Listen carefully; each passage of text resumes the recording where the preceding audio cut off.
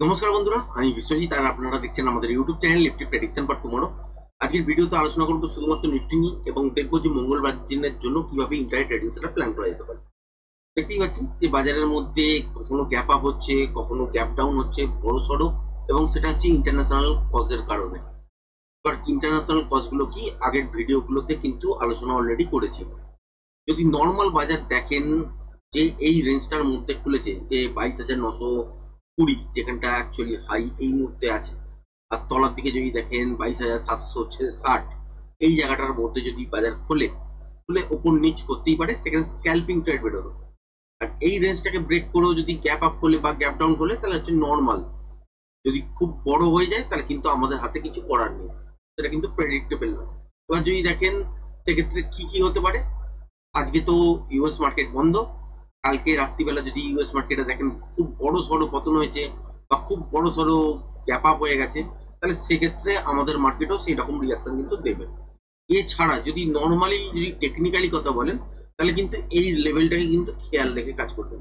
যদি দেখেন যে 22,760 গ্যাপ ডাউনের সঙ্গে এগুলো বা ফ্ল্যাট খুলেই তলার দিকের জন্য আসুক, এই লেভেলটাকে যদি ব্রেক করে প্রথম স্ক্যাল্পিং ট্রেড বেরোবে, এবং যে জোনটাকে টার্গেট করবে সেটা হচ্ছে ঠিক এই যে উপরে গ্যাপ আপ হয়ে পর যেখান থেকে উপরের দিকের জন্য মুভ হয়েছিল, এই জায়গাটা থেকে এই যে তলার সুইং লোটা হয়েছে এই জোনটার মধ্যে কিন্তু বাজার টার্গেট হচ্ছে। মানে ফার্স্ট স্ক্যাল্পিং ট্রেড এই লেভেলটাকে ব্রেক করা মাত্রই আপনারা 22,737 থেকে 22,690-94 এই জোনটার মধ্যে ফার্স্ট অ্যাটেম্প দেখবেন।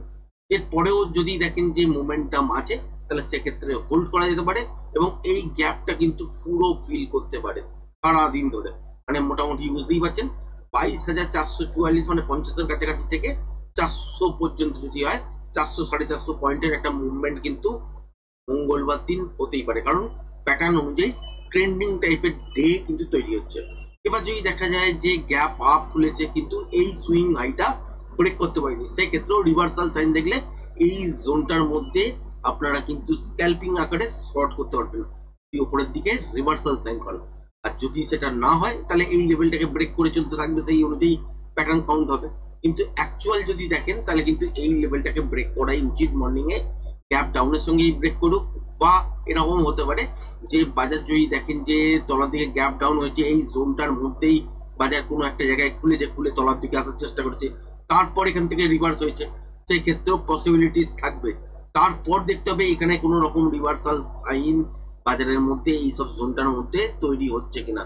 যদি হয় তাহলে কিন্তু স্ট্রেট ফল আপনারা দেখবেন, এবং সেক্ষেত্রে আপনারা কন্টিনিউশন প্যাটার্নই কিন্তু এত দূর পর্যন্ত পেতে পারেন।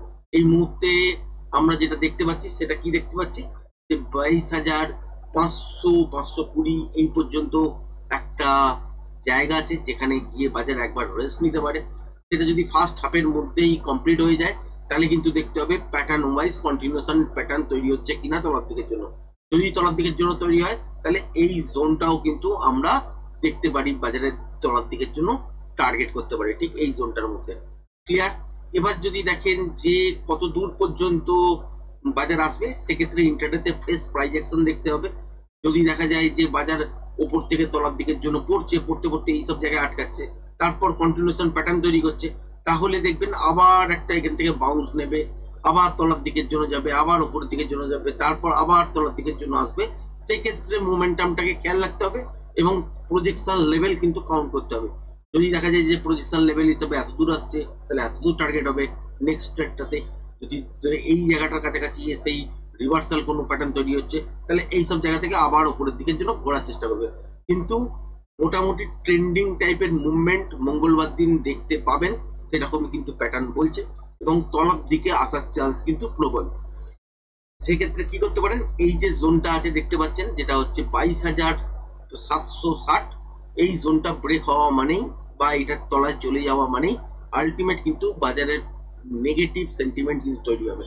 একদম মর্নিং এ যদি দেখা যায় যে ফ্ল্যাট খুলে তলার দিকের জন্য এসছে বা গ্যাপ ডাউনের সঙ্গে খুলেছে, খোলার পর এই জোনটা থেকে বাউন্স ব্যাক নিতেই পারে, তারপরে এইসব জায়গায় যে টাইম পাস কিছুটা করতেই পারে, তারপরে কিন্তু একটা পতন আসতে পারে।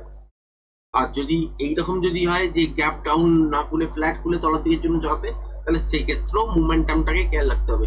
মোমেন্টামের সঙ্গে এত দূর পর্যন্ত স্ক্যাল্পিং তৈরি হবেই এই জোনটার মধ্যে, তারপর দেখতে হবে যে কন্টিনিউশন প্যাটার্নটা থাকছে কিনা। যদি থাকে তাহলে এই লেভেলটা থেকে এত দূর পর্যন্ত একটা মোমেন্টাম আসতে পারে। ওপর থেকে যতক্ষণ পর্যন্ত তলার দিকে আসার সময় যতক্ষণ পর্যন্ত মোমেন্টাম থাকবে ততক্ষণ হোল্ড করবে, তারপর ইন্টারডেতে ফ্রেশ প্রাইস অ্যাকশন অনুযায়ী প্যাটার্ন তৈরি করতে দেবেন।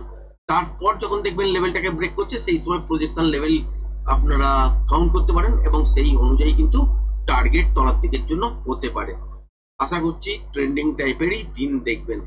আর ভিডিওটা পছন্দ হয়ে গেলে চ্যানেলটাকে অবশ্যই লাইক শেয়ার সাবস্ক্রাইব করবেন।